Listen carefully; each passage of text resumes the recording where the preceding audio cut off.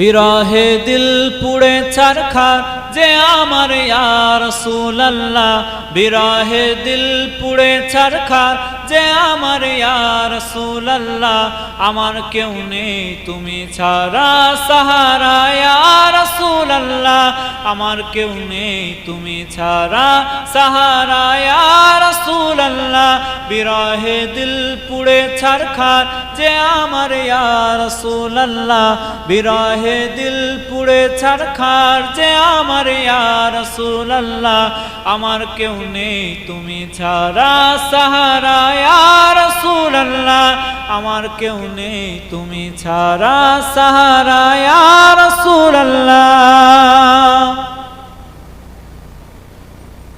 কত জনে দেখে তোমায় কলিজা শীতল হয়ে যায়, কত জনে দেখে তোমায় কলিজা শীতল হয়ে যায়, আমাকে দাও না দিদার একবার ইয়া রাসূলুল্লাহ, আমাকে দাও না দিদার একবার ইয়া রাসূলুল্লাহ, আমার কেউ নেই তুমি ছাড়া সাহারা ইয়া রাসূলুল্লাহ, আমার কেউ নেই তুমি ছাড়া সাহারা ইয়া রাসূলুল্লাহ, বিরহে দিল পুড়ে ছারখার যে আমার ইয়া রাসূলুল্লাহ, বিরহে দিল পুড়ে ছারখার যে আমার ইয়া রাসূলুল্লাহ, আমার কেউ নেই তুমি ছাড়া সাহারা ইয়া রাসূলুল্লাহ।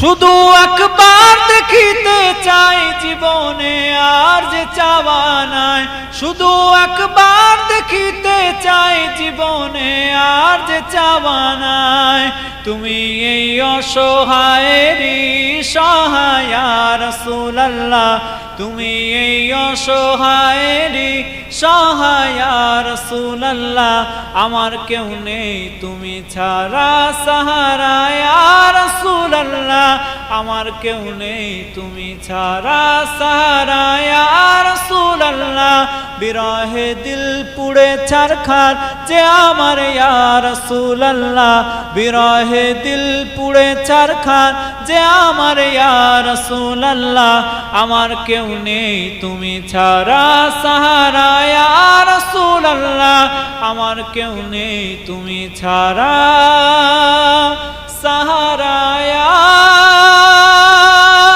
রাসূলুল্লাহ। আল্লাহুম্মা সাল্লি আলা এ নবীর উম্মত উম্মতিরা, আমার নবী পাকের দরবারটা হচ্ছে ঈমানের দরবার, আমার রাসূলুল্লাহর দরবারটা হচ্ছে আদবের দরবার, আমার রাসূলুল্লাহর দরবারটা হচ্ছে তওবা কবুলের দরবার, আমার রাসূলুল্লাহর দরবারটা হচ্ছে গুনাহ মাফের দরবার। ও দুনিয়ার মুসলমান, দুনিয়ার যদি কোনো বান্দা তাদের গুনাহগুলোকে মাফ করিয়ে নিতে চায়, তাদের গুনাহ খাতা যাতে আল্লাহর দরবারে মাফ হয়ে যায়, তাদের তওবাগুলো যেন আল্লাহ কবুল করে নেয়, এই কথা যদি তাদের মনের মধ্যে থাকে, তারা যদি এই নিয়ত করে নেয় আল্লাহ যেন আমার তওবাগুলোকে কবুল করে নেয়, তাহলে তাদেরকে কোথায় যেতে হবে?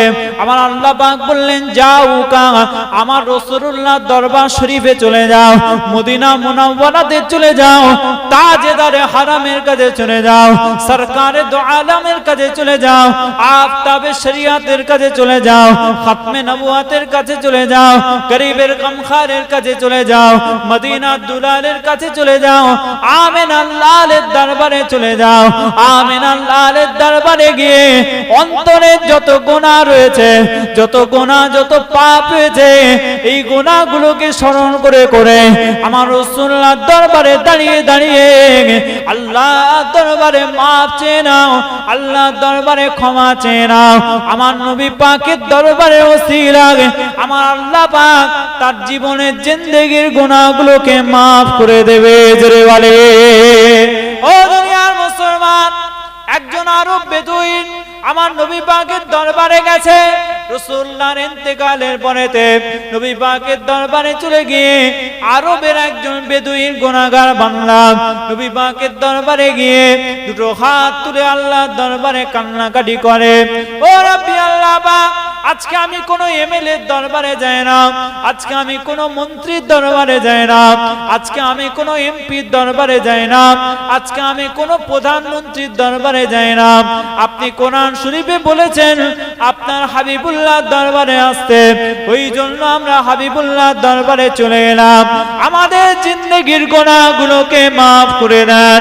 এ নবীর উম্মত উম্মতিরা, ওই আরব বেদুইন নবী পাকের দরবারে দাঁড়িয়ে দাঁড়িয়ে হাউ হাউ করে কেঁদে কেঁদে কেঁদে কেঁদে রাসূলুল্লাহ দরবারে দাঁড়িয়ে দাঁড়িয়ে আল্লাহর কাছে তওবা করে maaf চেয়ে নেয়।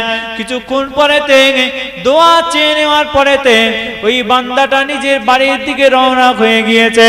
এমন সময়তে আমার রাসূলুল্লাহর একজন সাহাবী হযরত উতবী রাদিয়াল্লাহু তাআলা আনহু মসজিদে নববী শরীফের মধ্যে তখনও হযরত উতবী হুজুর তিনি বসে বসে দেখছিলেন ওই আরব বেদুইনটা কিভাবে দোয়া চায়, ওই আরব বেদুইনটা কিভাবে ক্ষমা চায়।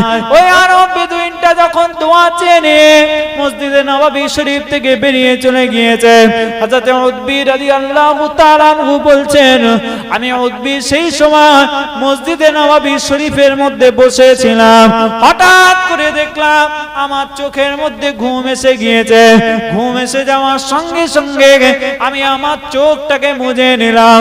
চোখটাকে মুজে নেওয়ার সঙ্গে সঙ্গে আমি আমার চামড়ার চোখে দেখতে পেলাম আমার নবী পাক সাল্লাল্লাহু আলাইহি ওয়াসাল্লাম আমার চোখের সামনেতেই দাঁড়িয়ে রয়েছে। জোরে বলে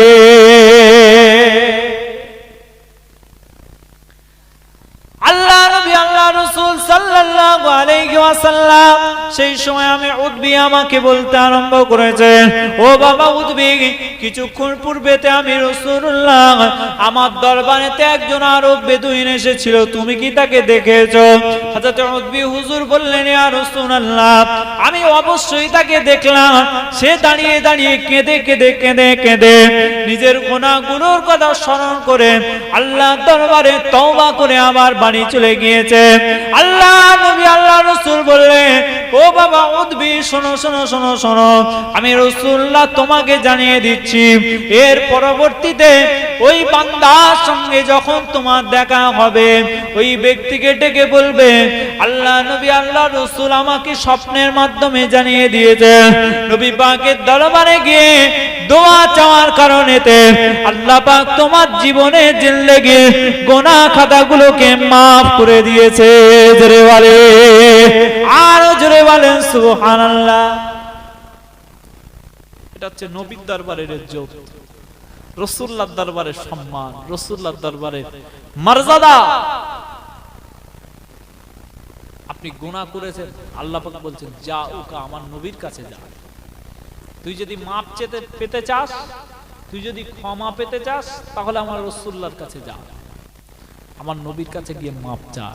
আমি আল্লাহ পাক তোর জিন্দেগির গুনাহগুলোকে আমার রাসূলুল্লাহর দরবারের ওসিলাতে maaf করে দেব। জোরে বলেন সুবহানাল্লাহ।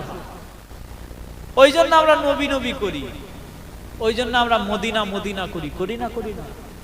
ওই জন্য আমরা রাসূলুল্লাহর দরবারে যাওয়ার জন্য এত উদ্গ্রীব হয়ে থাকি, কারণ নবীর দরবারে যখন একজন মানুষ যাবে তার জিন্দেগির গুনাহকে আমার আল্লাহ যদি চেয়ে নিতে পারে, আল্লাহ ঠিক maaf করে দেবে। কথা বুঝতে পেরেছেন? আমি যে ঘটনাটা বললাম এটা আমার বানানো ঘটনা নয়, এটা তাফসিরে ইবনে কাসির, ইমাম ইবনে কাসির রাহমাতুল্লাহ আলাইহি তার তাফসিরের কিতাবের মধ্যে, তাফসিরে ইবনে কাসিরের মধ্যে এই ঘটনাটা তিনি উল্লেখ করেছেন। এই উল্লেখ করে তিনি প্রমাণ করে দিলেন নবীর দরবারে আজকে রাসূলুল্লাহ ইন্তেকাল করেছেন 1400 থেকে 1500 বছর পার হয়ে গেছে। আজকে 1500 বছর পরেতেও যদি কোনো উম্মাত নবীর দরবারে গিয়ে আল্লাহর কাছে ক্ষমা চায়, রাসূলুল্লাহ সাল্লাল্লাহু আলাইহি ওয়াসাল্লাম রওজা শরীফ থেকে শুয়ে শুয়ে তার জন্য দোয়া করে, তার জন্য maaf চায়, আল্লাহ পাক তাকে maaf করে দেন। কথা বুঝতে পেরেছেন? নবী পাক রওজা শরীফে সালাম শোনেন না শোনেন না? নবী পাক রওজা শরীফে আপনার দোয়া শোনেন না শোনেন না? জোরে বলে। যে জিয়ারত করে রাসূলুল্লাহ শুনতে পায়, তবে যার কান আছে সে শুনতে পাবে। সবাই সালামের উত্তর নবী পাক দেন, কিন্তু যার কান আছে সে শুনতে পাবে, যার কান নেই সে শুনতে পাবে। হাজী ইসহাক সাহেব রহমাতুল্লাহ আলাইহি উলুবেরিয়া, হাওড়া জেলা উলুবেরিয়া, হাজী ইসহাক সাহেব রহমাতুল্লাহ আলাইহি তিনি যখন হজে গিয়েছিলেন হজে গিয়ে নবী পাক সাল্লাল্লাহু আলাইহি ওয়াসাল্লামের রওজা শরীফে গিয়ে তিনি যখন সালাম দিয়েছিলেন, নিজের সালামটা দেওয়ার পরে তিনি ফুরফুরার পীর মুজাদ্দিদে জামান আবু বকর সিদ্দিক আল কুরাইশি রাহমাতুল্লাহ আলাইহির পক্ষ থেকে রাসূলুল্লাহর দরবারে সালাম দিয়েছিলেন। ইয়া রাসূলুল্লাহ, ইয়া হাবিবাল্লাহ, বাংলা থেকে মাওলানা আবু বকর সিদ্দিকের পক্ষ থেকে আপনাকে সালাম। হযরত আবু বকর হুজুর আমার মুজাদ্দিদে জামানের নাম ধরে সালাম দেওয়ার সঙ্গে সঙ্গে রাসূলুল্লাহর দরবার থেকে সালামের জবাব এসেছিল। জোরে বলেন সুবহানাল্লাহ। কথা বুঝতে পেরেছেন? যাদের কান আছে সে শুনতে পাবে, যাদের চোখ আছে সে দেখতে পাবে। একজন বিশ্ববিখ্যাত আল্লাহর ওলি ছিলেন, সেই আল্লাহর ওলির নাম হচ্ছে হযরতে আহমদ রেফাই রাহমাতুল্লাহ আলাইহি। হযরতে আহমদ রেফাই রাহমাতুল্লাহ আলাইহি মক্কা শরীফে হজ করলেন। হজ কমপ্লিট করে তিনি চলে গেলেন মদিনা শরীফ। মদিনা শরীফে গিয়ে আমার রাসূলুল্লাহর দরবার শরীফে গিয়ে তিনি আমার রাসূল পাক সাল্লাল্লাহু আলাইহি ওয়াসাল্লামকে বললেন, ইয়া রাসূলুল্লাহ, ইয়া হাবিবাল্লাহ, হজ কমপ্লিট হয়ে গেছে, আজকে আপনার দরবারে এসেছি, আপনার দরবারে এসে একটু আপনার দরবারে সালাম দিচ্ছি।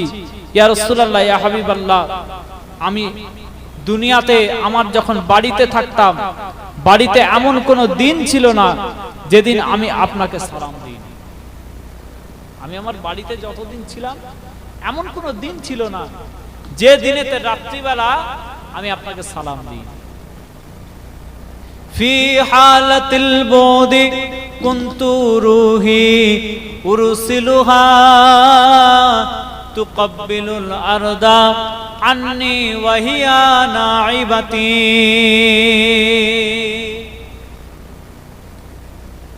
হাযিহি দাওলাতুল আশবাহি قد حضرت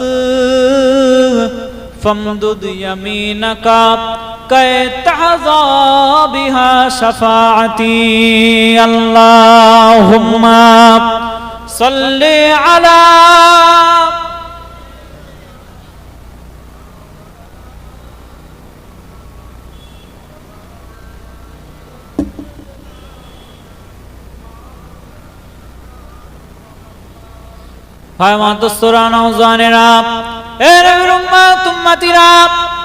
হযরত আহমদ রেফাই বিশ্ববিখ্যাত আল্লাহর ওলি বান্দা আমার নবী পাকের রওজা শরীফে গিয়ে রাসূলুল্লাহ দরবারে দাঁড়িয়ে দাঁড়িয়ে এই 4 লাইন কবিতা আবৃত্তি করেছিলেন।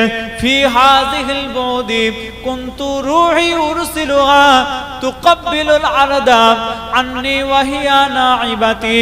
ফি হাযিহি দাওলাতুল আশবাহি قد حضرت فامدد يمينك كي تخضى بها شفاعتي।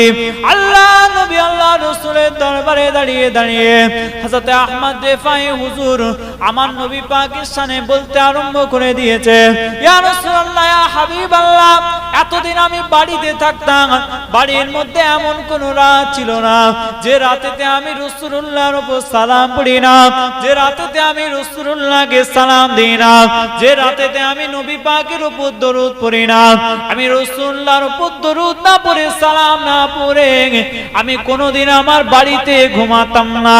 ইয়া রাসূলুল্লাহ, ইয়া হাবিবাল্লাহ, আজকে আপনার গোলাম হজ কমপ্লিট করে নিয়ে আপনার রওজা শরীফে এসে হাজির হয়ে গিয়েছে। আজকে ইয়া রাসূলুল্লাহ, ইয়া হাবিবাল্লাহ, আজকে আমি আহমদ রেফাই আপনার রওজা শরীফে, আপনার এই মদিনা শরীফে দাঁড়িয়ে দাঁড়িয়ে আপনাকে সালাম দিচ্ছি। আমি আহমদ রেফাই, আমার মনে একটা বড় আশা, ইয়া রাসূলুল্লাহ, ইয়া হাবিবাল্লাহ, আপনি আপনার রওজা শরীফ থেকে দুটো দস্ত মোবারক, দুটো হাত মোবারক বাইরে বার করে দেবে। আমি আহমদ রেফাই আপনার হাতেতে মুসাফা করতে চাই। জোরে বলে ইয়া রাসূলুল্লাহ, ইয়া হাবিবাল্লাহ, এতদিন বাড়ি থেকে সালাম দিতাম, বাড়ি থেকে দরুদ পড়তাম, আজকে মনের বড় আশা যে আপনি রওজা শরীফ থেকে হাতটা বার করে দেবেন, আমি আহমদ রেফাই আপনার দুটো হাতে চুমু খাবো, আপনার দুটো হাত আমার নিজের চোখে বুলাবো, আপনার দুটো হাত আমি আমার বুকের মধ্যে বুলিয়ে নেব, আপনার দুটো হাতেতে আমি মুসাফা করব। ভাই আমার দোস্তরা নওজওয়ানেরা, এ নবীর উম্মত উম্মতিরা, একটা দুটো মানুষ নয়, ওই সময় মদিনা শরীফে প্রায় 60 থেকে 70 হাজার মানুষ ওই সময় মদিনা শরীফে উপস্থিত ছিলেন। 60 থেকে 70 হাজার হাজী সাহেব মদিনা শরীফে সেই সময় উপস্থিত ছিলেন। 60 থেকে 70 হাজার হাজী সাহেব নিজে চোখ দিয়ে দেখেছিলেন হযরত আহমদ রিফাই রাহমাতুল্লাহ আলাইহি এই কথা বলার সঙ্গে সঙ্গে আমার নবী পাকের রওজা শরীফ থেকে আমার রাসূলুল্লাহ দুটো দস্ত মোবারক, দুটো হাত মোবারক বাইরে বার করে দিয়েছিলেন। হযরত আহমদ রিফাই আমার রাসূলুল্লাহ দুটো হাতেতে মন ভরে মুসাফা করেছিল। জোরে বলে, আর জোরে বলেন সুবহানাল্লাহ। তাহলে যার চোখ আছে দেখতে পাবে, যার হাত আছে সে হাতে স্পর্শ করতে পারবে, যার কান আছে সে শুনতে পাবে।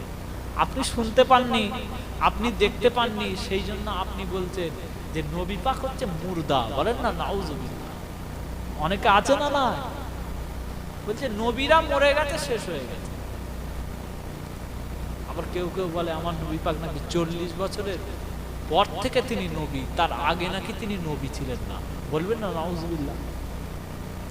অথচ হাদিস শরীফে এসেছে আমার নবী পাক সাল্লাল্লাহু আলাইহি ওয়াসাল্লাম বলেছেন কুনতু নবিয়ান ওয়া আদম বাইনাল মা'i ওয়াত তিন। আবার অন্য হাদিসে এসেছে আমার নবী পাক বলেছেন কুনতু নবিয়ান ওয়া আদম বাইনাল মা'i ওয়াল জাসাদ। আমি রাসূলুল্লাহ তখন থেকে নবী, তখন থেকে নবী, তখন থেকে নবী যখন আদম আলাইহিস সালাম তার কোনো অস্তিত্ব ছিল না, যখন আদম আলাইহিস সালাম তার রূহ এবং শরীরের মধ্যে ঘুরপাক খাচ্ছিলেন, যখন আদম আলাইহিস সালাম মাটি এবং পানির মধ্যে ছিলেন, তার আগে থেকে আমি রাসূলুল্লাহ নবী ছিলাম। জেনে বলেন সুবহানাল্লাহ। নবী পাক সাল্লাল্লাহু আলাইহি ওয়াসাল্লাম বলেছেন আল আমবিয়াউ আহইয়াউন ফি কুবুরিহিম ইউসাল্লুন। নবী রাসূলেরা তাদের কবরের মধ্যে জিন্দা, শুধু কবরের মধ্যে জিন্দা নয়, আল্লাহ পাক রব্বুল আলামিন তাদেরকে তৌফিক দিয়েছেন তারা শুধু কবরের মধ্যে জিন্দা নয়, তারা কবরের মধ্যে দাঁড়িয়ে দাঁড়িয়ে নামাজও পড়ে। জোরে বলেন সুবহানাল্লাহ। ভাই আমার দোস্তরা নওজওয়ানেরা,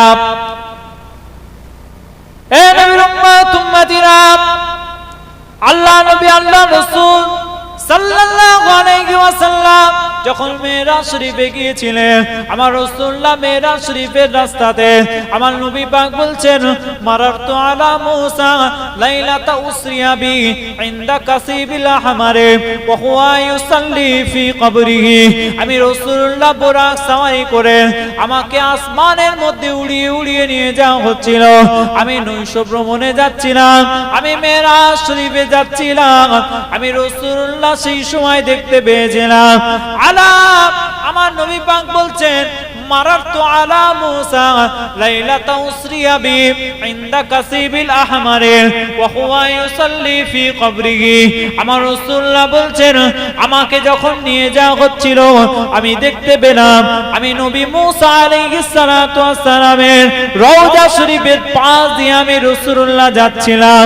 সেই সময় আমি নবী দেখতে পেয়েছিলাম নবী মূসা আলাইহিস সালাম তার কবরের মধ্যে দাঁড়িয়ে দাঁড়িয়ে নামাজ পড়ছে।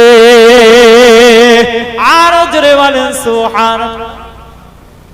নবীরা জিন্দা না মুর্দা? হাদিস শরীফে আরো এসেছে আন্নাল্লাহ হারামা আলাল আরদি আন তাকুলা আসজাদাল আমবিয়া।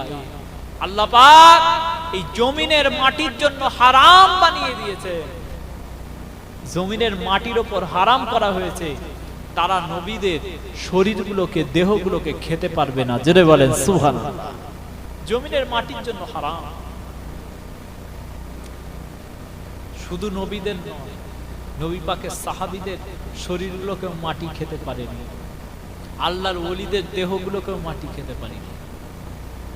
জমি मैली नहीं होती ज़मन मैला नहीं होता, ज़मीन मैली नहीं होती ज़मन मैला नहीं होता, मोहम्मद के गुलामों का कफन मैला नहीं होता। বলুন না সুবহানাল্লাহ।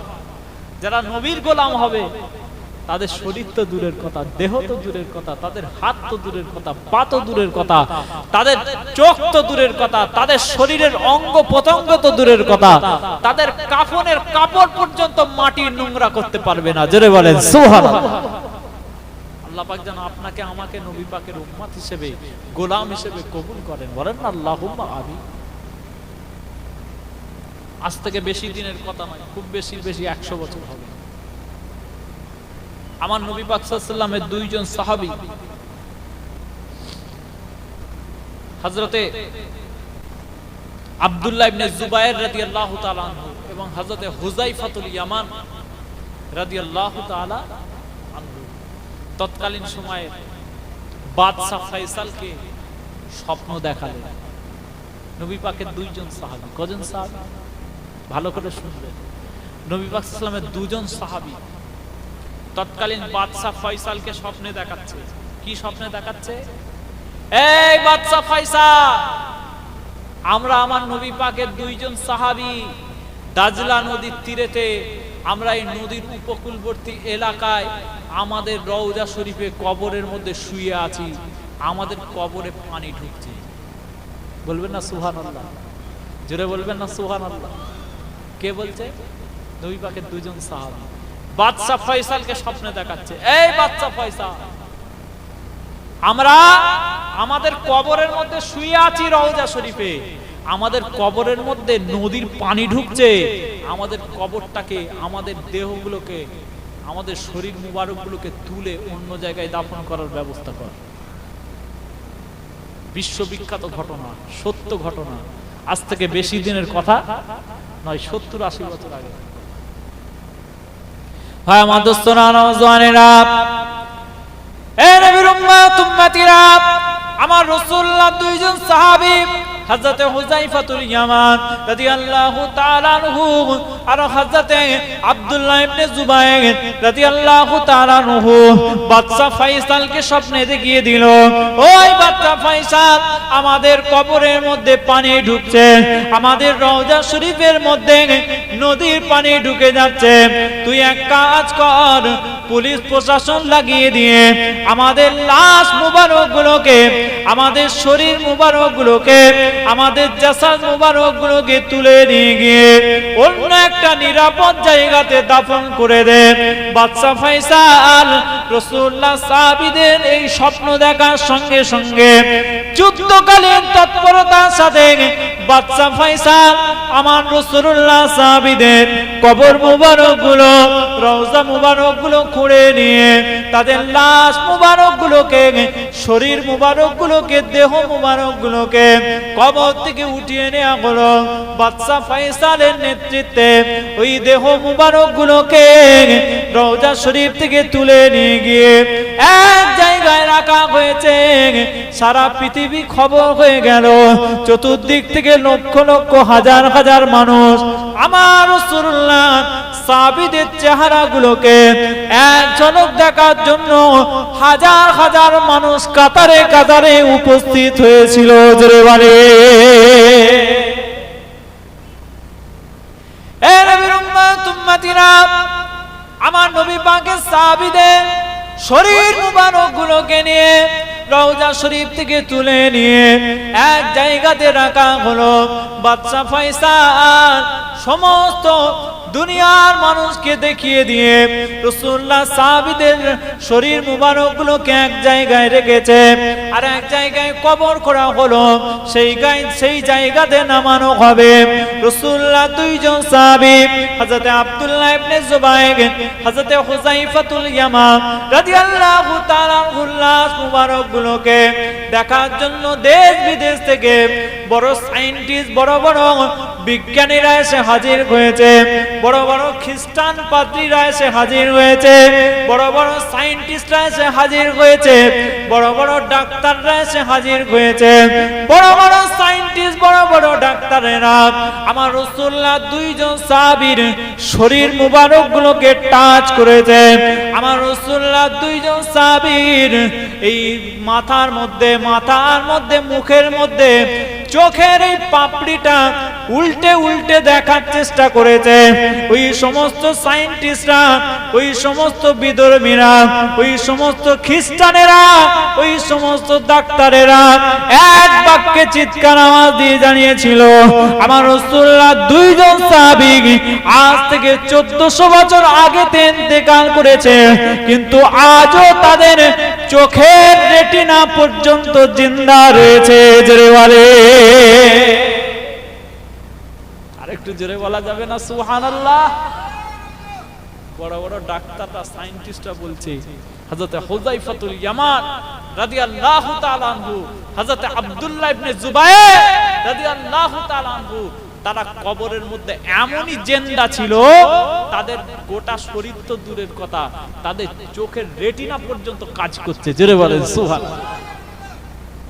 চোখের রেটিনা জানেন, চোখের রেটিনা নষ্ট হয়ে গেলে সেই মানুষটা দেখতে পায় না, সেই মানুষটা দেখতে পায় না।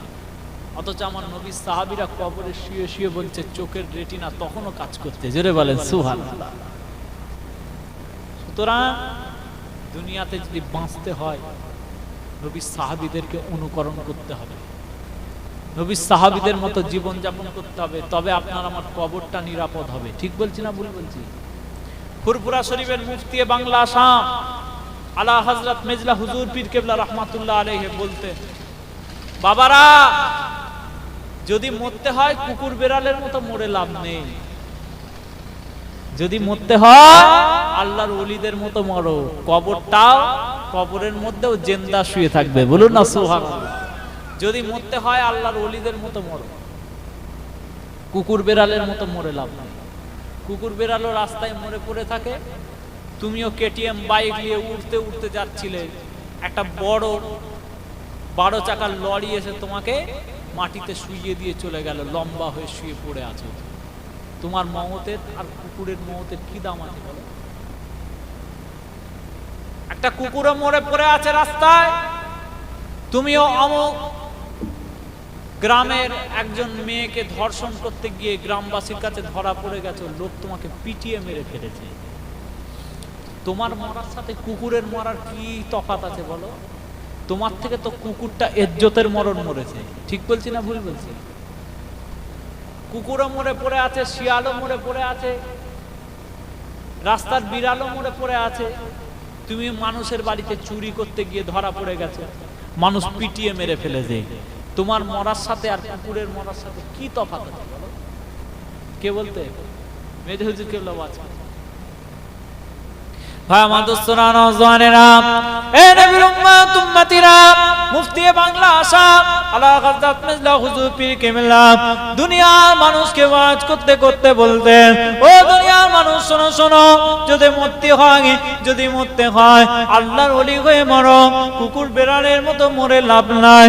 যদি মরতে হয় খাজা মাইনুদ্দিন চিশতি আজমেরির মতো মরো, হিন্দুস্তানের বাদশাহ খাজা মাইনুদ্দিন চিশতি আজমেরি রাহমাতুল্লাহ আলাইহি যেদিন ইন্তেকাল করেছিলেন, খাজা মাইনুদ্দিন চিশতি হুজুরের কপালের মধ্যে, পেশানির মধ্যে আরবিতে আল্লাহ পাকের তরফ থেকে লেখা হয়ে গেল, হাজা হাবিবুল্লাহ মাতা ফি হুব্বিল্লাহ। এটা আল্লাহর বন্ধু, আল্লাহর প্রেমেতে মারা গিয়েছে। জোরে বলে, হে নবীর উম্মত উম্মতিরা, মেজা হুজুর কেবলা বলতেন যদি মরতে হয় হযরতে জুন্নুন মিসরির মতো মরো। হযরতে জুন্নুন মিসরি রাহমাতুল্লাহ আলাইহি যেদিন ইন্তেকাল করেছিলেন, জুন্নুন মিসরি হুজুরের কবরের উপরে অটোমেটিক আল্লাহ পাকের তরফ থেকে লেখা হয়ে গেল, জুন্নুন হাবিবুল্লাহ মিনাশ শাওকে কাতিলুল্লাহ।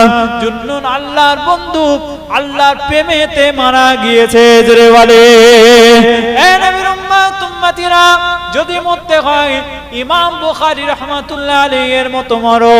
মুহাম্মদ ইবনে ইসমাঈল আল বুখারী রাহমাতুল্লাহ আলাইহি, সারা পৃথিবীর শ্রেষ্ঠতম হাদিসের কিতাব হচ্ছে বুখারী শরীফ।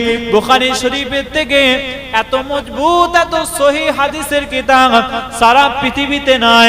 বুখারী শরীফ হচ্ছে সবচেয়ে শ্রেষ্ঠ হাদিসের কিতাব। এই বুখারী শরীফ যে ইমাম সংকলন করেছিলেন মুহাম্মদ ইবনে ইসমাইল আল বুখারী রাহমাতুল্লাহ আলাইহি, যিনি ইন্তেকাল করেছিলেন, যখন ইন্তেকাল করলেন ইমাম বুখারী হুজুরে কবরের মধ্যে মানুষ দাফন করা হয়েছে। কবরের মধ্যে মানুষ মাটি দিতে যাবে, মাটি দিতে গিয়ে মাটিটা না দিয়ে কবরের মাটিগুলো তুলে নিয়ে মানুষেরা নিজেদের পকেটের মধ্যে পুড়ে, নিজেদের কোচরের মধ্যে ঢুকিয়ে নিয়ে, নিজেদের হাতের মধ্যে পুড়ে নিয়ে মাটিগুলোকে নিয়ে বাড়ি চলে যাচ্ছে। ইমাম বুখারী হুজুরের কবরের পাশে দাঁড়িয়ে থাকা কিছু ব্যক্তি জিজ্ঞাসা করলো, ও ইমাম বুখারী হুজুরের ভক্তরা, তোমরা ইমাম বুখারী হুজুরের কবরের মধ্যে মাটি দিতে গিয়ে মাটিটা কবরে না দিয়ে মাটিটা নিয়ে পালিয়ে যাচ্ছ কেন?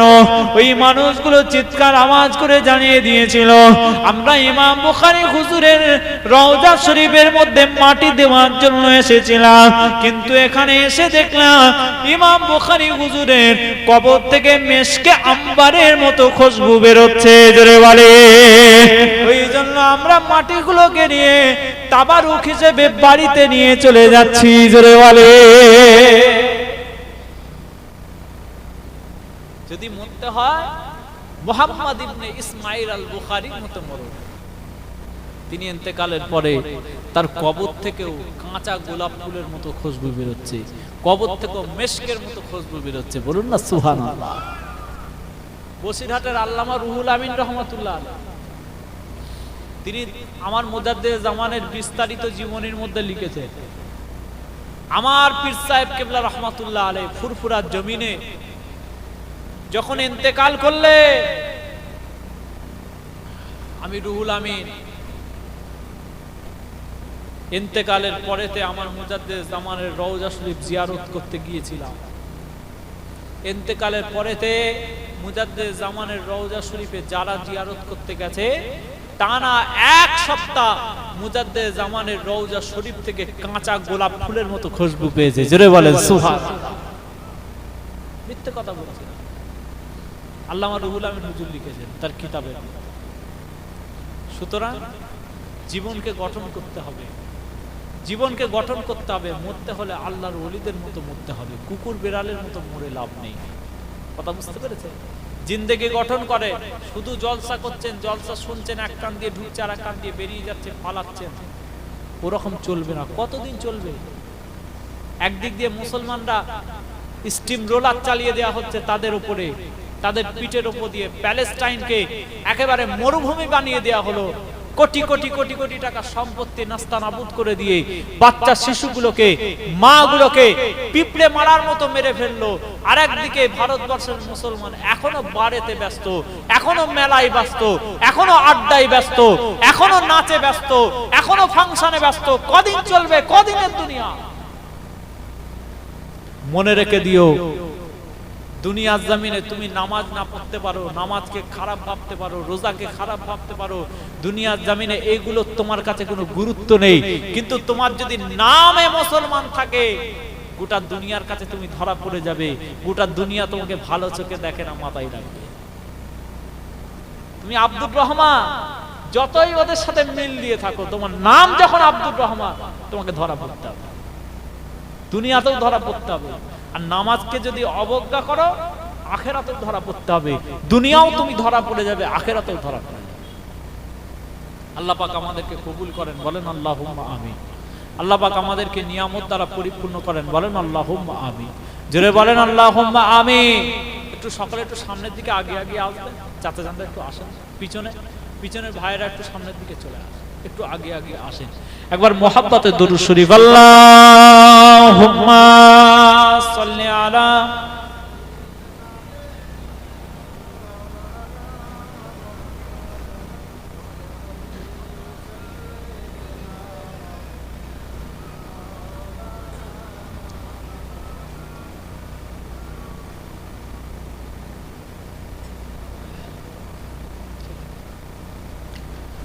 বিরহে দিল পুড়ে ছারখার যে আমার ইয়া রাসূলুল্লাহ, বিরহে দিল পুড়ে ছারখার যে আমার ইয়া রাসূলুল্লাহ, আমার কেউ নেই তুমি ছাড়া সাহারা ইয়া রাসূলুল্লাহ, আমার কেউ নেই তুমি ছাড়া সাহারা ইয়া রাসূলুল্লাহ, বিরহে দিল পুড়ে ছারখার যে আমার ইয়া রাসূলুল্লাহ, বিরহে দিল পুড়ে ছারখার যে আমার ইয়া রাসূলুল্লাহ, আমার কেউ নেই তুমি ছাড়া সাহারা ইয়া রাসূলুল্লাহ, আমার কেউ নেই তুমি ছাড়া সাহারা ইয়া রাসূলুল্লাহ।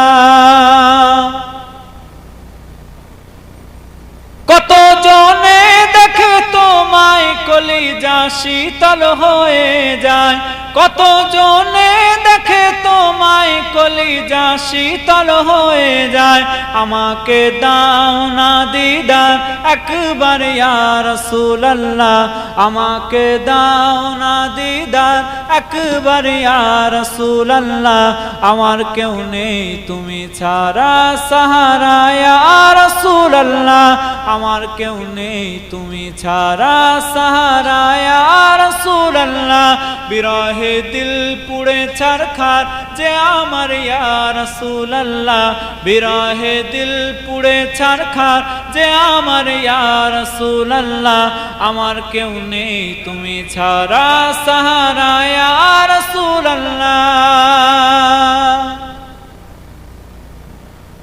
শুধু একবার দেখিতে চাই জীবনে আর যে চাওয়া নাই, শুধু একবার দেখিতে চাই জীবনে আর যে চাওয়া নাই, তুমি এই অসহায়েরই সহায় ইয়া রাসূলুল্লাহ, তুমি এই অসহায়েরই সহায় ইয়া রাসূলুল্লাহ, আমার কেউ নেই তুমি ছাড়া সাহারা ইয়া রাসূলুল্লাহ, আমার কেউ নেই তুমি ছাড়া সাহারা ইয়া রাসূলুল্লাহ, বিরহে দিল পুড়ে ছারখার যে আমার ইয়া রাসূলুল্লাহ, বিরহে দিল পুড়ে ছারখার যে আমার ইয়া রাসূলুল্লাহ, আমার কেউ নেই তুমি ছাড়া সাহারা ইয়া রাসূলুল্লাহ, আমার কেউ নেই তুমি ছাড়া সাহারা ইয়া রাসূলুল্লাহ।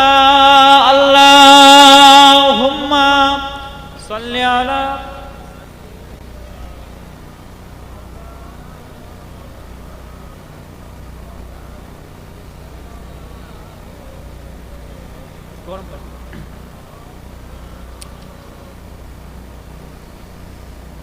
মাশাআল্লাহ, এতগুলো মানুষ জলসার মজলিসে হাজির হলেন, আমার নবী পাকের উপর দরুদ পড়ছে, একটু মহাব্বতে উচ্চ আওয়াজে পড়া যাবে না? ঠান্ডা খুব বেশি লাগছে নাকি? যে কাশ্মীরের লোকদের যেরকম ঠান্ডা পড়ে -10 ডিগ্রি, ওরকম ঠান্ডা আছে আমাদের এখানে? আছে। এত গাফলতি কেন? দরুদ তো নবীর উপরই পড়ছে। কাল কিয়ামতের ময়দানে রাসূল ছাড়া নাজাত পাওয়া যাবে? আল্লাহ পাকের রহমত, আমার রাসূলুল্লাহর শাফাআত, এই দুটো জিনিস আপনাকে আমাকে নাজাতের ব্যবস্থা করে জান্নাত দিয়ে দেবে। জোরে বলেন সুবহানাল্লাহ। সেই নবীর উপর দরুদ পড়ছেন, এত আত্মভোলা কেন? এত দায়ী ঠেলা কেন? হুজুর পড়তে বলতে বলে তাই করছি।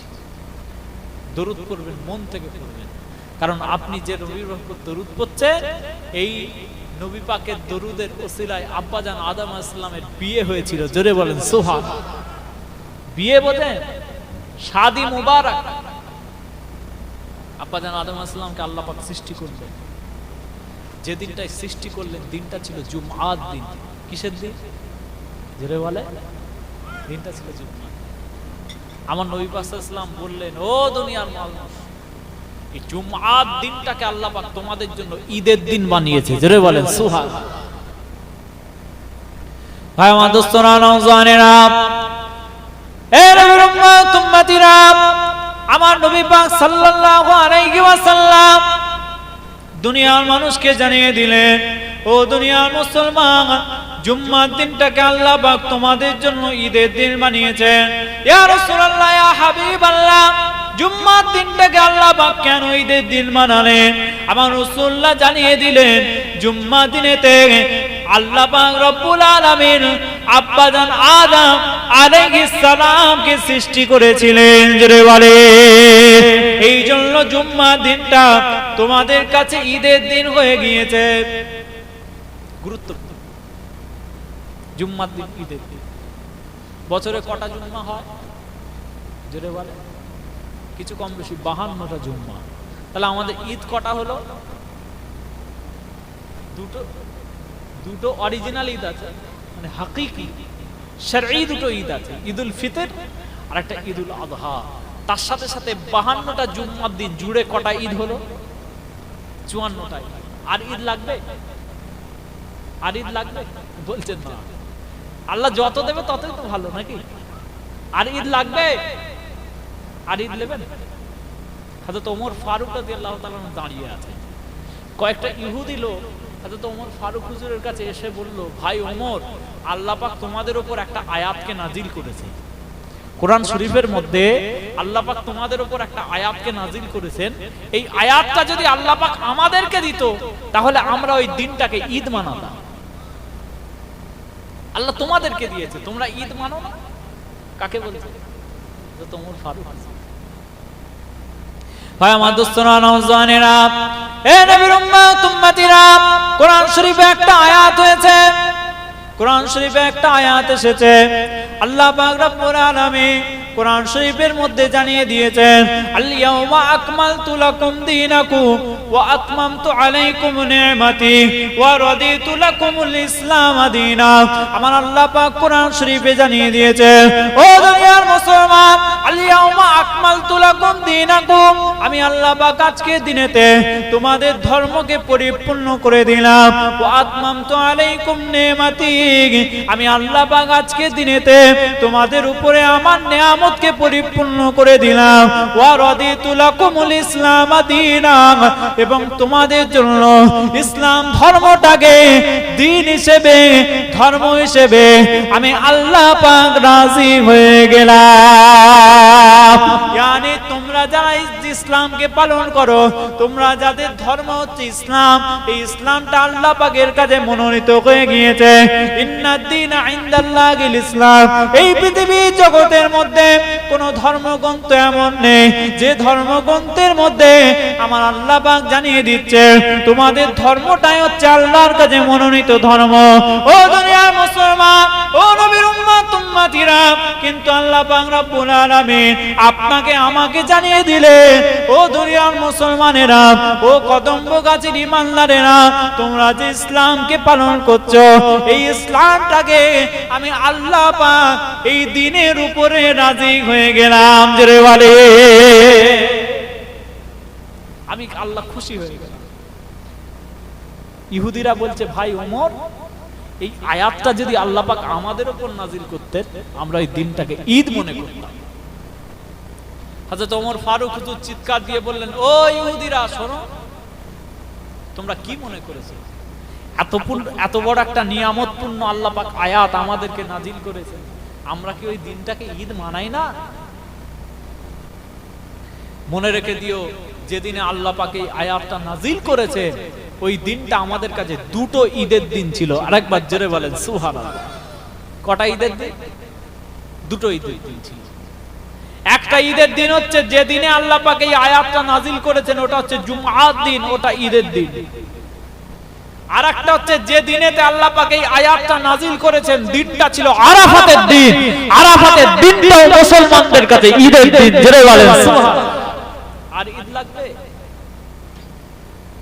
ভাই আমার দোস্তরা, নওজওয়ানেরা, এ নবীর উম্মত উম্মতিরা, আমরা ঈদে মিলাদুন নবী পালন করি। আমার নবী পাক যেদিন দুনিয়ার জমিনে আগমন করেছিলেন, ওই দিনটাকে কেন্দ্র করে আমরা সারা বছর মিলাদুল নবী পালন করি। আমরা সারা বছরই আমার রাসূলুল্লাহর মিলাদের জন্য খুশি মানাই। আমার নবী পাক না এলে কোনো ঈদ হতো না, আমার রাসূলুল্লাহ না এলে কোনো জুম্মা হতো না, আমার রাসূলুল্লাহ না এলে ইসলাম আসতো না, আমার রাসূলুল্লাহ না এলে কুল কায়নাত হতো না। লাউলা কারামা খালাকতুল আফলাক, হাবিব আমি আপনাকে না সৃষ্টি করলে কুল কায়নাতকে সৃষ্টি করতাম না। আমার আল্লাহ পাক জানিয়ে দিলেন ও আমার হাবিব আপনাকে সৃষ্টি করেছি বলে আমি গোটা দুনিয়াকে সৃষ্টি করেছি, আপনাকে সৃষ্টি করেছি বলে আমি লাইলাতুল কদর দান করে দিয়েছি। আপনার উম্মতেরা উম্মতিরা এক রাত ইবাদত করবে, এক রাত নামাজ পড়ে নেবে, এক রাত কোরআন শরীফ তেলাওয়াত করবে, এক রাত জিকির আজকার করবে। আমি আল্লাহ পাক ওই নামাজ রোজা জিকির আজকার গুলোকে 1000 মাসের থেকে আরো উত্তম বানিয়ে দেব। জোরে বলে নবী না হতে তো कुछ भी না হতো, নবী পাক যদি না আসতেন কিছুই হতো না। সুতরাং যে রাসূলুল্লাহর উপর দরুদ পড়ছেন, দরুদ পড়বেন, খুব মন দিয়ে পড়বেন। রাজি আছি ইনশাআল্লাহ? জোরে বলেন ইনশাআল্লাহ। নবীর উপর দরুদ যখন পড়বেন কোনো গাফলতি করবেন না। অন্য কিছু যখন পড়বেন আপনার মন মতো করতে পারেন, কিন্তু জিকির যখন করবেন, দরুদ যখন করবেন, এই আমলগুলো খুব আন্তরিকতার সাথে মহব্বতে করবেন। কথা বুঝতে পেরেছেন? ভাই আমার দোস্তরা নওজওয়ানেরা, এ নবীর উম্মত উম্মতিরা, জুম্মার দিনেতে আব্বা জান আদম আলাইহিস সালামকে আমার আল্লাহ পাক সৃষ্টি করলেন। সৃষ্টি করার পরেতে জুম্মার দিনেতে আসরের সময়, আসরের ওয়াক্ত আব্বা জান আদম আলাইহিস সালাতু ওয়াস সালাম আল্লাহ পাকের দরবারে সিজদায় পড়ে গেলেন।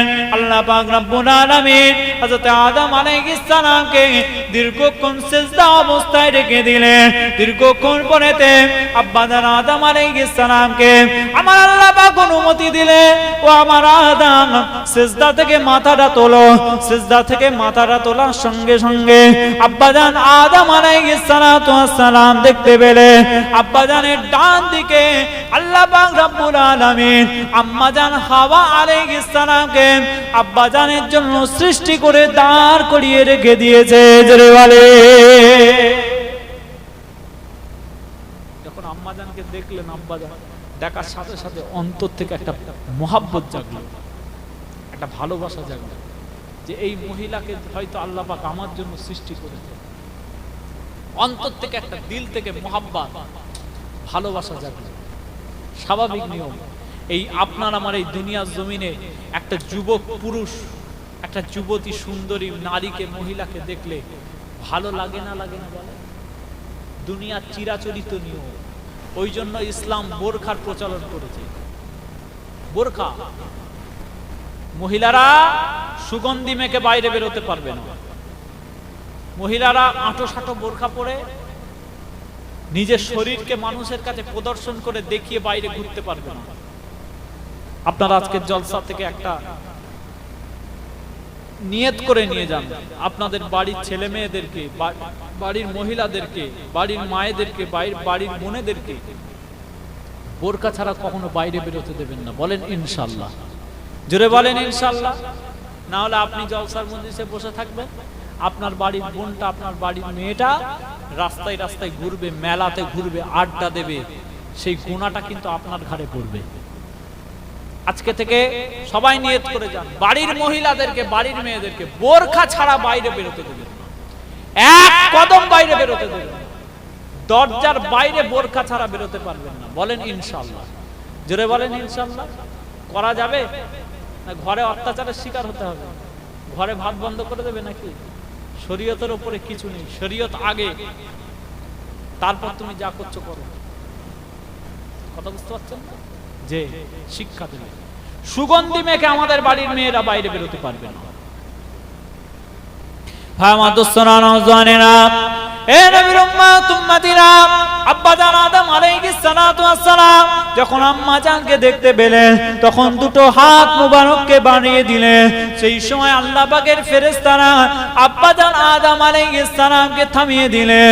ও আদম শোনো শোনো, আম্মা জান হাওয়া আলাইহিস সালামকে আল্লাহ পাক তোমার জন্যই সৃষ্টি করে রেখেছেন, কিন্তু তোমার সাথে এখনই আম্মা জান হাওয়া আলাইহিস সালাম থাকতে পারবেন না। আল্লাহ পাক রব্বুল আলামিন তোমার জন্য কিছু শর্ত আরোপ করবে। এই শর্ত যখন পালন হয়ে যাবে যাবে তখন তুমি আম্মা জানের সঙ্গে একসাথে বসবাস করতে পারবে। আল্লাহ পাক রব্বুল আলামিন আব্বা জান আদম আলাইহিস সালামকে ডেকে বললেন, ও আমার আদম, শোনো শোনো শোনো শোনো, আমি আল্লাহ পাক বলছি, আমি আল্লাহ পাক তোমার উপর হুকুম করছি, আজকের দিনেতে যদি আম্মা জান হাওয়া আলাইহিস সালামকে তুমি নিজের স্ত্রী রূপে মেনে নিতে চাও, নিজের স্ত্রী রূপে যদি পেতে চাও, নিজের সঙ্গী রূপে যদি পেতে চাও, তাহলে তোমার তরফ থেকে দেনমোহর আদায় করতে হবে, তোমার তরফ থেকে মোহরানা আদায় করতে হবে।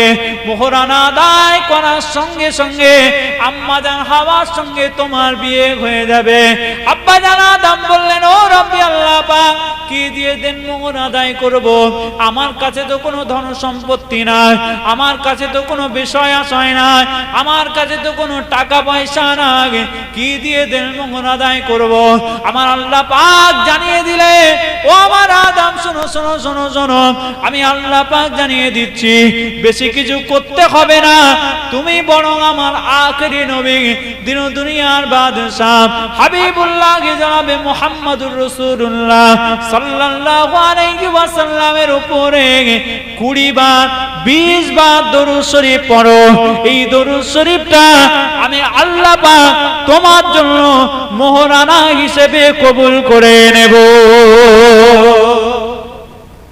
আরেকটু জোরে বলে, আরেকটু মোহাব্বতে বলেন সুবহানাল্লাহ। যে দরুদ শরীফের ওসিলায় আব্বাজানের বিয়ে হয়ে গেল, ঠিক বলছি না ভুল বলছি? দেনমোহরের প্রচলন আছে না নেই? স্ত্রীদের দেনমোহর আদায় করেন তো নাকি না বাকি থাকে? ধার থাকে নাকি বাকি থাকে? দুনিয়ার জমিনে যত ধার আছে সব ধার মিটানোর আগে স্ত্রীদের দেনমোহর আদায় করবে। আমাদের এলাকাতে তো 50% 60% মানুষ দেনমোহর আদায় করে না, পড়ে থাকে বাকি।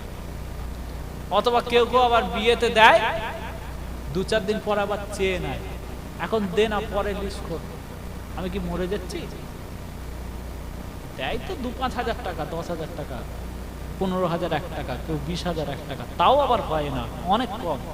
তাও আবার চেয়ে নাই, বলে আমি কি মরে যাচ্ছি, এখন দে, একটু দরকার আছে, আবার পরে দিবি। আছে না নাই? স্ত্রীদেরকে দেনমোহর আদায় করবে, ওই টাকার দিকে ফিরেও তাকাবেন না। ওটা স্ত্রীর জন্য দুনিয়ার জমিনে যত রকম হালাল টাকা আছে, স্ত্রীর জন্য স্বামীর তরফ থেকে দেনমোহরের টাকাটা হচ্ছে সবচেয়ে হালাল টাকা। জোরে বলেন সুবহানাল্লাহ। ওদিকে তাকাবেন না, নজর দেবেন না, ও টাকা ফিরিয়ে নেবেন না। বরং যাদের বাকি আছে, দুনিয়ার সমস্ত ধার মিটানোর আগে স্ত্রীদের দেনমোহর গুলোকে আদায় করে দেবেন। বলেন ইনশাআল্লাহ। জোরে বলেন ইনশাআল্লাহ। আল্লাহ পাক আপনাদেরকে কবুল করেন, আল্লাহ পাক নিয়ামত দিয়ে পরিপূর্ণ করেন। আল্লাহ পাক ইসলামের ঘরে, শরীয়তের ঘরে আমাদেরকে জন্ম দিয়েছেন। আল্লাহ নবী আল্লাহ রাসূল সাল্লাল্লাহু আলাইহি ওয়াসাল্লামের এই কষ্টে মেহনতে নিয়ে আসা দিন ইসলামের পথে যেন আল্লাহ পাক আমাদেরকে কবুল করেন। বলেন আল্লাহুম্মা আমিন। জোরে বলেন আল্লাহুম্মা আমিন। শরীয়তটাকে, ইসলামটাকে ছেলে খেলা মনে করবেন না। হেসে খেলে ইসলামটা আপনার কাছে পৌঁছে যায়নি। অনেক ঘাত প্রতিঘাতের পরে ইসলাম আপনার দরওয়াজায় এসে পৌঁছে যায়। মনে করবেন না বাপের থেকে, দাদর থেকে, দাদু মুসলমান ছিল, বাপ মুসলমান ছিল, আমি মুসলমান হয়ে গেছি, আমি মসজিদ পেয়ে গেছি, আমি মাদ্রাসা পেয়ে গেছি, আমি দরুদ পেয়ে গেছি, আমি সালাম পেয়ে গেছি, আমি চিৎকার দিয়ে জোরে জোরে কলমা পড়তে পারি, মানে ইসলামটা খুব সহজে পেয়ে গেছি। অত সহজ ইসলাম আসে। আমার রাসূলুল্লাহ জানাজা, আমার নবী পাক সাল্লাল্লাহু আলাইহি ওয়াসাল্লামের যে সময় ছিলেন, আজ থেকে 1500 বছর আগে, কলমাটা মুখ থেকে পড়ার জন্য সাহাবীদেরকে জিহাদের মতো কষ্ট করতে হয়েছে, নাহলে প্রকাশ্যে কলমাই করতে পারত না। আপনি আমি তো প্রকাশ্যে কলমা করতে পারি। হযরত আম্মার বিন ইয়াসির রাদিয়াল্লাহু তাআলা আনহুকে প্রকাশ্য কলমা পড়ার জন্য মরুভূমির উত্তপ্ত বালির উপরে চিৎ করে শুইয়ে দিয়ে আঘাত করে আঘাত করে আঘাত করে শহীদ করে দেওয়া হয়েছিল। প্রকাশ্যে কলমা, আপনি যেমন প্রকাশ্যে দরুদ পড়ছেন, প্রকাশ্যে কলমা পড়ছেন, সহজে মুড়ি মুরগির মতো ইসলাম পেয়ে গেছেন মনে করছেন, ওই জন্য মেয়েগুলোকে ছেড়ে দিয়েছেন বেপর্দা করে, ওই জন্য সুদ হালাল করে নিয়েছেন, ওই জন্য জেনা ব্যভিচার সবকিছু সহজ হয়ে গেছে আপনাদের কাছে, মনে করছেন ইসলামটা মুড়ি মুরগি না। হযরত ইয়াসির আম্মার রাদিয়াল্লাহু তাআলা আম্মা জানকে তার গুপ্তাঙ্গে আঘাত করে কাফেররা তাকে শহীদ করে দিল। কারণটা কি? না, তার মুখে ইসলামের শরীয়তের কলমা বেরিয়েছে। বলুন না সুবহানাল্লাহ।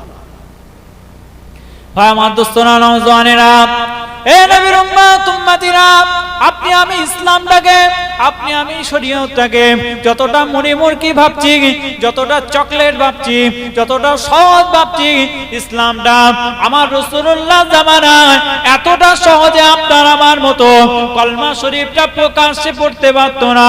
আপনার আমার মতো দরুদ শরীফটা সাহাবায়ে কেরামরা প্রকাশ্যে পড়তে পারত না। এ নবীর উম্মত উম্মতিরা, জীবন দিয়ে দিয়েছে, জীবন দিয়ে দিয়েছে শরীয়তের জন্য, ইসলামের জন্য, কলমাটা প্রকাশ্যে মানুষকে পড়ার জন্য। 1400 বছর পরেতে আমার নবী সাহাবীরা যাতে কলমাটাকে প্রকাশ্য পড়তে পারে, সেই জন্য সাহাবায়ে কেরাম জান দিয়ে দিয়েছে। হে নবীর উম্মত উম্মতিরা, ইসলামের ইতিহাসে অনেক মহিলা রয়েছে যারা কলমার জন্য, ইসলামের জন্য, শরীয়তের জন্য জীবনকে ত্যাগ স্বীকার করে দিয়েছে। হযরত আবু বকর সিদ্দিক হুজুরের ছোট্ট মেয়েটা আসমা বিনতে আবু বকর রাদিয়াল্লাহু তাআলা আনহু যেদিন হিজরত হয়ে গেল, যে রাত্রিতে আমার রাসূলুল্লাহ হিজরত করলেন, গুহার মধ্যে গিয়ে আশ্রয় নিয়ে নিলেন। হযরত আবু বকর সিদ্দিক হুজুরের সঙ্গে আমার রাসূলুল্লাহ হিজরতে চলে গেলেন, গুহার মধ্যে গিয়ে আশ্রয় নিয়ে নিলেন। আমার রাসূলুল্লাহ ঘর থেকে বেরিয়ে চলে গিয়েছে। হযরত আবু বকর সিদ্দিক হুজুরের ছোট্ট মেয়েটা আসমা বিনতে আবু বকর রাদিয়াল্লাহু তাআলা আনহু হযরত আবু বকর হুজুরের বাড়ির মধ্যে রয়েছে। আবু জেহেল আমার রাসূলুল্লাহকে মারার জন্য, কতল করে দেওয়ার জন্য আবু জেহেল আমার রাসূলুল্লাহ ঘরের মধ্যে রেড করেছে। আমার নবী পাকের ঘরের মধ্যে আবু জেহেল নবী পাককে খুঁজে পায় না। দৌড়ে দৌড়ে দৌড়ে দৌড়ে আবু বকর সিদ্দিক হুজুরের বাড়িতে চলে গিয়েছে। আবু বকর সিদ্দিক হুজুরের বাড়িতে চলে গিয়ে দরওয়াজাটা ঠক ঠক ঠক ঠক করে ঠকে, বাড়ির মধ্যে কে আছো, বাইরে বেরিয়ে এসো। আবু বকর সিদ্দিক হুজুর আমার রাসূলুল্লাহর সাথে হিজরতে বেরিয়ে গিয়েছে। বাড়ির মধ্যে ছোট্ট মেয়েটা আসমা বিনতে আবু বকর রাদিয়াল্লাহু তাআলা আনহু বাড়ির মধ্যে রয়েছে। হযরত আসমা দরওয়াজাটা খুলে দিয়েছে। আবু জেহেল জিজ্ঞাসা করলো, ওই আসমা, তোর আব্বা কোথায় গেল? তোর আব্বা কোথায় গেল আমাকে বলে দে। হযরত আসমা বলছে, ও আবু জেহেল, শোনো শোনো, আমার আব্বা কোথায় গেছে আমি জানি না, আমি বলতে পারবো না। ওই সময় আবু জেহেল হযরত আসমা বিনতে আবু বকর রাদিয়াল্লাহু তাআলা আনহুর শরীরের মধ্যে, মুখের মধ্যে এত জোরে থাপ্পড় দিয়েছিল, কানের দুল মুবারকটা পড়ে গিয়ে মাটির মধ্যে পড়ে গিয়েছিলেন। এমন সময়তে আবু জেহেল দরওয়াজাটা দিয়ে পালিয়ে গিয়েছিল। আসমা বিনতে আবু বকর রাদিয়াল্লাহু তাআলা আনহা সেই সময় নাস্তা তৈরি করে নিয়ে নিজের ওড়নার মধ্যে, পুটলির মধ্যে বেঁধে নিয়ে গভীর রজনীতে আমার রাসূলুল্লাহ দরবারে রওনা হয়ে গেলেন। আমার নবীর জন্য নাস্তা তৈরি করে নিয়ে আসমা বিনতে আবু বকর রাদিয়াল্লাহু তাআলা আনহা সেই সময় রওনা হয়ে গিয়ে আমার রাসূলুল্লাহর সামনেতে নাস্তার দস্তরখানা বিছিয়ে দিলেন। গুহার মধ্যে, অন্ধকারের মধ্যে পাহাড়ি রাস্তা অতিক্রম করে একবার এই পাথরে পা ঠেকে যায়, ওই পাথরে পা ঠুকরে যায়, ওই পাথরে উপর হয়ে পড়ে যায়, আর এক পাহাড়ের চূড়ায় গিয়ে উপর হয়ে পড়ে যায়। এই রকম প্রতিবন্ধকতার মাঝখান দিয়ে কঠিন পথ অতিক্রম করে আমার রাসূলুল্লাহর সামনেতে ছোট্ট বেটি আসমা রাদিয়াল্লাহু তাআলা আনহা আমার নবীর জন্য নাস্তা নিয়ে গিয়ে নবীর সামনে পৌঁছে দিয়েছিল।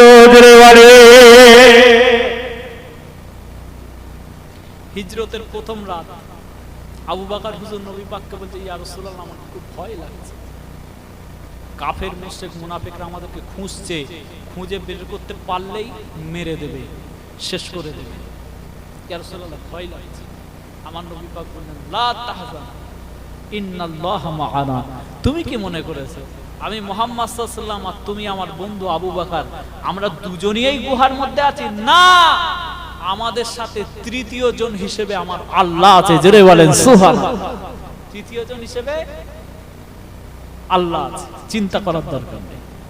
হযরত আসমা হুজুর নাস্তা এনে নবী পাককে দিয়েছে। নবী পাক সাল্লাল্লাহু আলাইহি ওয়াসাল্লাম নাস্তা করলেন, হযরত আসমা রাদিয়াল্লাহু তাআলা আনহা বাড়ি চলে গেলেন। পরের দিন আবার নাস্তা আনলেন, আবার বাড়ি চলে গেলেন। 3 নম্বর দিন, তৃতীয় রাত হিজরতে, গুহার মধ্যে তৃতীয় রাত, নবী পাক সাল্লাল্লাহু আলাইহি ওয়াসাল্লাম বসে আছেন। হযরত আবু বকর হুজুরের ছোট্ট মেয়েটা আসমা বিনতে আবু বকর রাদিয়াল্লাহু তাআলা আনহা আবার নাস্তাটা নিয়ে নবী পাক সাল্লাল্লাহু আলাইহি ওয়াসাল্লামের কাছে হাজির হয়েছে। যখন এসেছে, আমার নবী পাক সাল্লাল্লাহু আলাইহি ওয়াসাল্লাম হযরত আসমার চেহারাটা দেখে বললেন, বেটি আসমা, তোমার কি হয়েছে?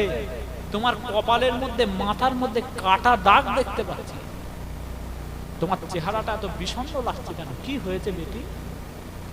হযরত আসমা রাদিয়াল্লাহু তাআলা আনহা বললেন, ইয়া রাসূলুল্লাহ, ইয়া হাবিবাল্লাহ, গত রাত্রিতে যখন আপনার কাছ থেকে নাস্তা দিয়ে ফিরছিলাম, ফিরতে ফিরতে সকাল হয়ে গেছে, ফজর হয়ে গেছে, সকাল হয়ে গেছে।